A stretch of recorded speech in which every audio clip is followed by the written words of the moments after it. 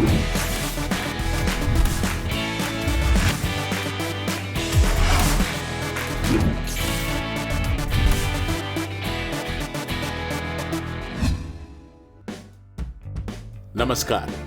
खेलों में खास में आपका स्वागत है।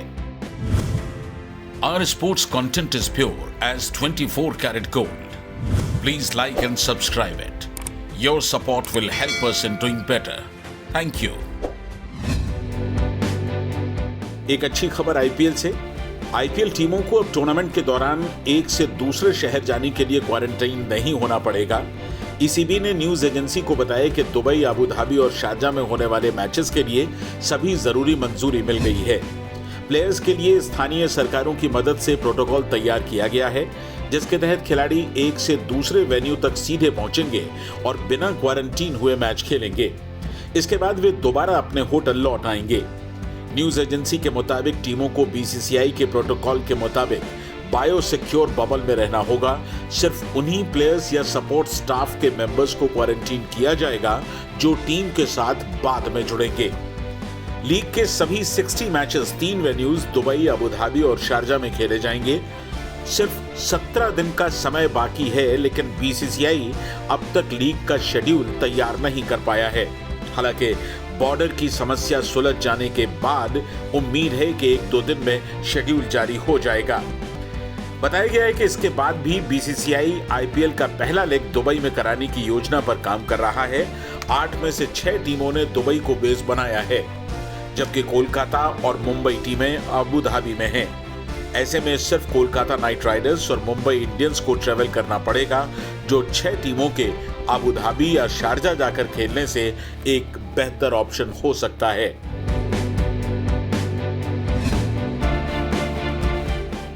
इस बीच आईपीएल में प्लेयर्स से जुड़ी खबरों पर भी एक नजर दौड़ा लेते हैं। ऑलराउंडर हार्दिक पांड्या करीब 10 महीने बाद आईपीएल से क्रिकेट में वापसी के लिए तैयार हैं। चेन्नई सुपर किंग्स से सुरेश रैना की देश वापसी तो हो गई है, लेकिन हरभजन सिंह के दुबई जाने पर भी संकट बना हुआ है। वहीं ऑस्ट्रेलिया के हेजलवुड भी अभी पूरी तरह से ये तय नहीं कर पा रहे हैं कि वे आईपीएल में शामिल होंगे या नहीं। आरसीबी ने केन रिचर्डसन की जगह एडम जाम्पा को टीम में शामिल किया है। प्लेयर्स से जुड़े अपडेट्स के साथ सुनील तनेजा। ऑलराउंडर हार्दिक पांड्या करीब 10 महीने बाद क्रिकेट में वापसी करने वाले हैं। पीठ की सर्जरी के कारण पांड्या अक्टूबर से ही क्रिकेट से दूर हैं। उन्होंने मुंबई इंडियंस टीम के साथ यूएई में ट्रेनिंग भी शुरू कर दी है। उनका कहना है कि लंबे ब्रेक के बाद नर्वस होने की बजाय वापसी को लेकर मैं उत्साहित हूं। मैं 10 महीने क्रिकेट से दूर रहा हूं। पीठ की सर्जरी के बाद मैंने फिटनेस पाने को लेकर काफी मेहनत की है। अब मैं मैदान पर अपनी मेहनत दिखाने को उत्सुक हूं। पांड्या ने पिछला T20 इंटरनेशनल मैच दक्षिण अफ्रीका के खिलाफ 22 सितंबर को बेंगलुरु में खेला था। बताया गया है कि चेन्नई सुपर किंग्स से जुड़े 13 सदस्यों के पॉजिटिव आने के बाद फ्रेंचाइज के दूसरे खिलाड़ी परेशान हैं। सुरेश रैना की वापसी के बाद हरभजन सिंह के खेलने पर भी संशय कायम है। ऐसा कयास लगाया जा रहा है कि वे अपने कार्यक्रम में बदलाव कर सकते हैं या हट सकते हैं। इसी बीच सीएसके के ऑस्ट्रेलियन तेज गेंदबाज जॉश हेजलवुड भी चिंतित हैं। हेजलवुड अभी इंग्लैंड में सीरीज के लिए गए हुए हैं, लेकिन आईपीएल खेलने के बारे में उन्होंने अभी कोई फैसला नहीं लिया है। ऑस्ट्रेलिया के तेज गेंदबाज केन रिचर्डसन इस साल आईपीएल से हट गए हैं। वे जल्द पिता बनने वाले हैं, इसलिए उन्होंने आईपीएल से हटने का फैसला किया। उनकी जगह स्पिनर एडम जाम्पा को आरसीबी में शामिल किया गया है। रिचर्डसन पिछली बार 2016 में आईपीएल खेले थे। आईपीएल में डेब्यू करने वाले दक्षिण अफ्रीका के तेज गेंदबाज आंड्रिक नोकिया ने कहा कि कोरोना के बीच दोबारा ट्रेनिंग शुरू करना जेल से रिहा होने जैसा है।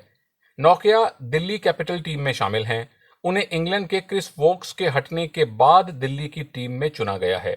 उन्हें पिछले साल कोलकाता नाइट राइडर्स ने खरीदा था, लेकिन कंधे की चोट के कारण वे आईपीएल से हट गए थे। दिल्ली टीम के साथ पहले नेट सेशन में शामिल होने के बाद साउथ अफ्रीकी प्लेयर नोकिया ने कहा कि लंबे समय के बाद मैदान में वापसी सुखद है। उन्होंने कल पहली बार नेट्स पे प्रैक्टिस की। इस 28 साल के खिलाड़ी ने कहा कि पहले दिन अभ्यास में मैंने बहुत तेज गेंदबाजी नहीं की। मेरे लिए लय हासिल करना जरूरी है क्योंकि लंबे वक्त के बाद मैं मैदान पर उतरा हूं। नोकिया ने कहा कि वे दूसरे खिलाड़ियों के मुकाबले टीम के साथ थोड़ा देर से जुड़े हैं, लेकिन इससे तैयारियों में कोई फर्क नहीं पड़ेगा। आईपीएल अपडेट्स में मैं सुनील तनेजा।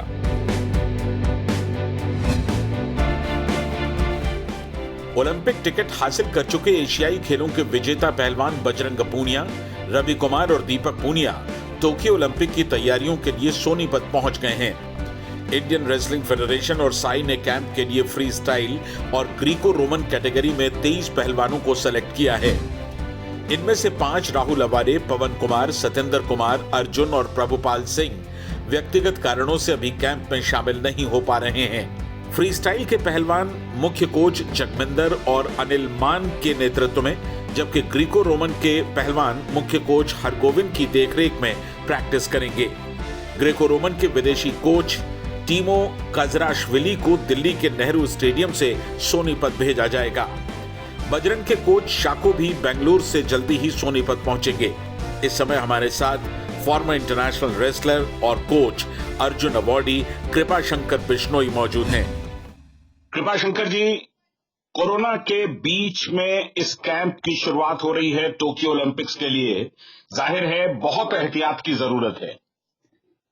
बिल्कुल सही कहा आपने, क्योंकि कोरोना संक्रमण से सारी दुनिया जूझ रही है और नए नए तरीके और निजात इससे पाने के लिए तरीके ढूंढे जा रहे हैं। इसी दिशा में भारतीय कुश्ती संघ भी, एक समय होता है कि 6 महीने तक पहलवान अपने शारीरिक संपर्क वाले खेल से दूर हैं, जहां पे उठापटक करनी चाहिए उनको, तो एक फिजिकल फिटनेस के तौर पे वो अपने अपने स्थानों पे ट्रेनिंग कर रहे थे। लेकिन अब कैंप शुरू हो चुका है और कैंप में शामिल होने के लिए पहलवान पहुंच गए हैं। ये बहुत अच्छी खबर है पहलवानों के लिए भी। हालांकि उन्हें क्वारंटाइन किया जाएगा और उसके बाद कैंप शुरू किया जाएगा। अगर टोक्यो ओलंपिक होता है तो भारतीय कुश्ती की क्या संभावनाएं आपको दिखाई देती हैं? देखिए, बहुत अभी भी मैं वही कहूंगा कि भारतीय कुश्ती संघ बिल्कुल बहुत अच्छा प्रदर्शन कर रही है और हम लगभग 2 से 3 मेडल जीतने जा रहे हैं। कोरोना संक्रमण से सिर्फ हम प्रभावित नहीं है, सारी दुनिया प्रभावित है और सभी अपने आप को सुरक्षित तरीके से रखते हुए कैंप शुरू कर रहे हैं। तो इतना लंबा समय नहीं है कि हम इतने समय में हमारी कोई टीम खराब हो जाती। जो करने वाले पहलवान है वो अपने व्यक्तिगत अखाड़े घर में बना के और अपने एक दो पार्टनर को लेके ट्रेनिंग करते हमें नजर आ रहे हैं और लगातार भारतीय कुश्ती संघ और कोचिज उनके ऊपर नजर बनाए हुए हैं और उनके ट्रेनिंग प्रोग्राम यानी बंद नहीं हुए हैं। लेकिन एक होता है ना कि एक ही पहलवान से रोज रोज ट्रेनिंग करना और नेशनल कैंप में अलग अलग पैतरों से खेलने वाले पहलवान मिलते हैं तो ज्यादा निपुणता आती है, क्योंकि अमेरिकन रेसलर अलग लड़ता है, जापानीज रेसलर अलग उसकी लड़त होती है, रशियन पहलवान अलग पैतरे इस्तेमाल करते हैं। तो हर देश का जैसे खान पान, रहन सहन, वेशभूषा अलग होती है, वैसे ही उनके खेलने के तरीके भी अलग होते हैं, उनका बॉडी पोस्चर भी अलग होता है। तो उसके अनुसार अब नेशनल कैंप का हमको ये फायदा मिलेगा कि अलग अलग पहलवानों से भिड़ने का मौका पहलवानों को मिलेगा। 27 पहलवानों को कैंप में शामिल किया गया है। बहुत बहुत शुक्रिया कृपाशंकर जी आपको।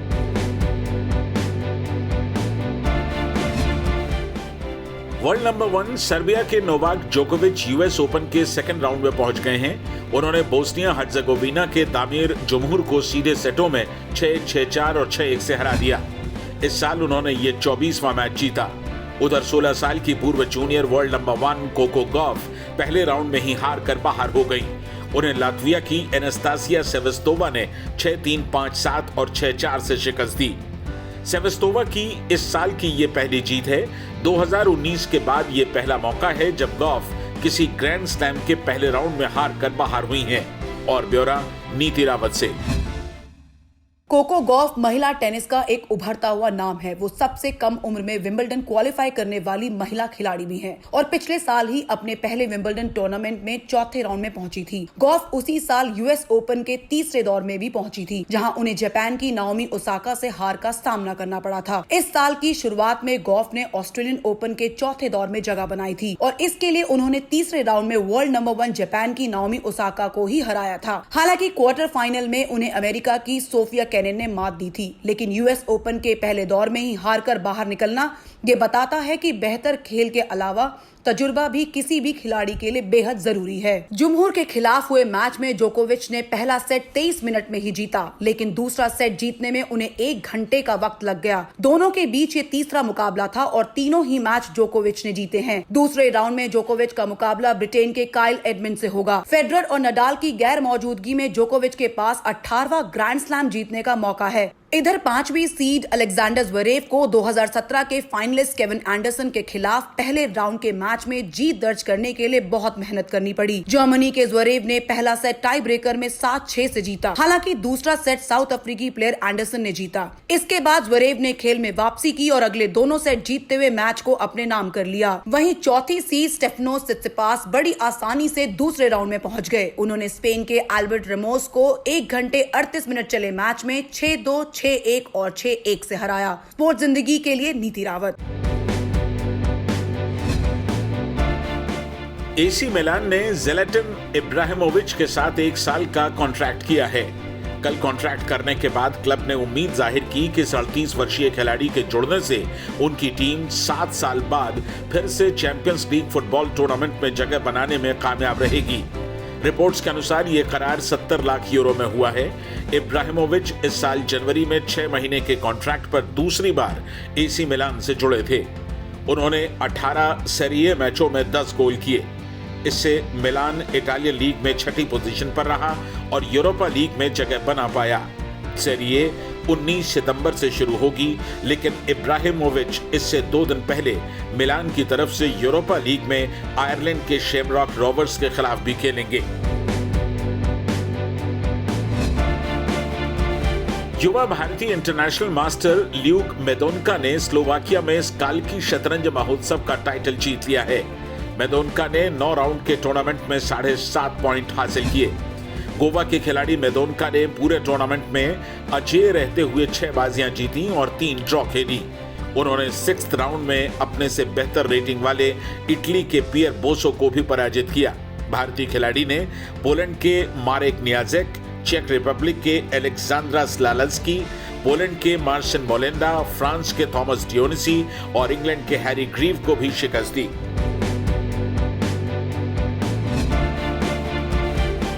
जापान में होने वाली पीजीए टूर जोजो गोल्फ चैंपियनशिप इस बार कैलिफोर्निया में आयोजित की जाएगी।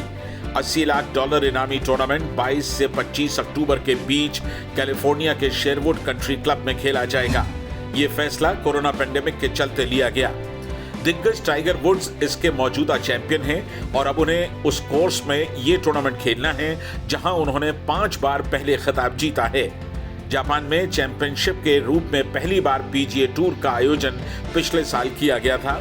तब वुड्स ने हिडेकी मात्सुयामा को 3 शॉट से हराकर अपने करियर का 82वां पीजीए टूर खिताब जीता था।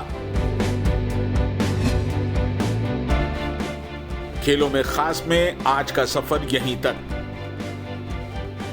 स्पोर्ट्स अपडेट्स, वीडियोस और ब्लॉग्स के लिए आप हमारी वेबसाइट sportszindagi.com जरूर विजिट करें। हमारी ईमेल आईडी है connect@sportszindagi.com। अपना ख्याल रखें और जुड़े रहें स्पोर्ट्स जिंदगी के साथ। नमस्कार।